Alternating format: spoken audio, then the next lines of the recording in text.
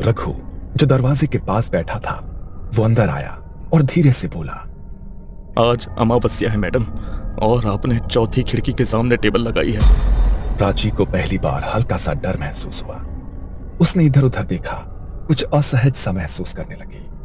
रात के करीब 2 बजे शवगृह में गहराती खामोशी के बीच एक अजीब खड़खड़ाहट सुनाई दी। ऐसे लगा जैसे कोई खिड़की की सलाखों पर उंगलियां रगड़ रहा हो।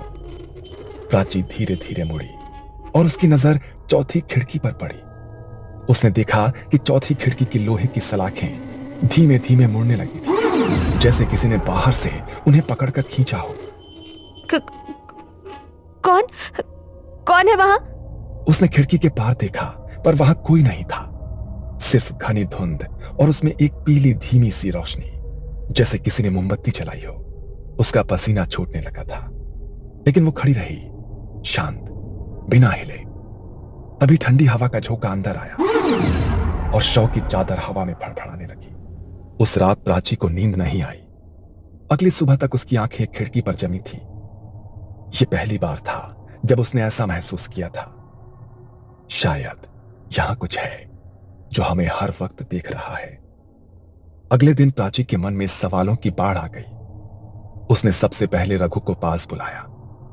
रघु, ये चौथी खिड़की वाली बात तुमने पहले भी कही थी, और कल रात कुछ अजीब हुआ। क्या तुम सच में कुछ जानते हो? मैडम, ये खिड़की, इसे जो भी हल्के में लेता है ये उसे तकलीफ देती है। डॉक्टर जोशी याद है आपको? वो जो 2 साल पहले अचानक गायब हो गए थे? वो गायब नहीं हुए थे मैडम, उन्हें ले लिया गया था। मैंने देखा था उस रात। उन्होंने खिड़की खोल दी थी सिगरेट पीने के लिए। उसके 2 हफ्ते बाद ही उनकी मौत हो गई। प्राची को रघु की बात पर पूरी तरह यकीन नहीं हुआ, पर उसे अब जवाब चाहिए था। वो सीधे डीन घोष के कैबिन में पहुंची। सर, क्या आप मुझे शवगृह की चौथी खिड़की की असली कहानी बता सकते हैं? क्या सच में कुछ हुआ था? तुमने सही समय पर पूछा डॉक्टर प्राची, लेकिन जो जानोगे वो आसान नहीं होगा।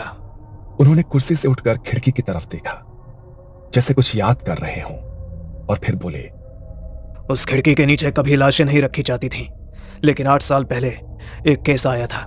एक लड़की निधि, उसका बलात्कार करके हत्या कर दी गई थी।